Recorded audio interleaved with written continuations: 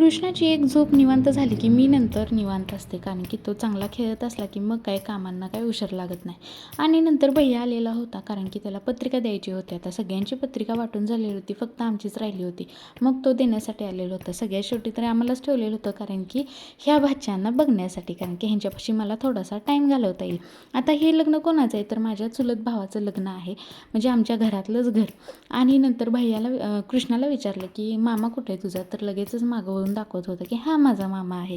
म्हणजे कृष्णाला पण आता एवढं जास्त समजायला लागले की तो माणसं लगेचच ओळखतो, आणि जे आपली माणसं आहेत ना तर त्यांना तर तो लगेचच बोट करून दाखवतो, कारण की त्याला खूप जास्त समजायला लागले. आता त्याला जसजसे जग नवीन वाटेल तसतसे आपली माणसं आणि बाहेरची सगळं त्याला ओळखता येते. आणि हेच तर लहान मुलांचं रहस्य असते की जवळचं कोण, रोज घेणारी माणसं आणि कधी तर आपल्याला घेणारी माणसं, ह्यामध्ये त्यांना खूप जास्त फरक असतो. लगेचच त्यांच्याकडे जात नाहीत. आणि भैया जाताना मग भैयाच्या पाठीमागे लागलेला होता घे म्हणून उचलून, कारण की आता जेंट्स लोक कोण असले ना तर कृष्णा लगेचच त्यांच्याकडे जातो, पण लेडीज कोण असेल तर त्यांच्याकडे जास्त काही येतच नाही.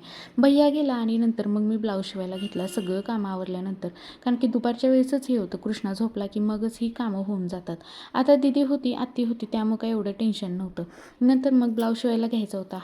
हा ब्लाऊज जो आहे ना तो माझाच आहे, अरीवर्कचा होता. मग त्याला सिंगल दाब नव्हता माझ्याकडे, त्यामुळे मी तसंच ठेवलेलं होता. मग आता सिंगल दाब ज्यावेळेस मशीन ताकारीला नेलेली ना तर त्यावेळेस आणलेला होता.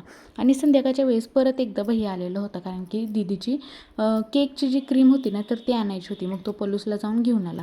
आता कृष्णा आणि शिवमचं तुम्हाला सांगू का, की शिवम जास्तीत जास्त करून विनायक मामाकडे जातो आणि कृष्णा जास्तीत जास्त करून भैयाकडे जातो, कारण की त्या दोघांचं पूर्ण ऑपोजिट आहे. आणि शिवम भैयाकडे जास्त जात नाही आणि कृष्ण विनायक मामाकडे जास्त जात नाही. चला आजच्यासाठी एवढंच, तोपर्यंत बाय.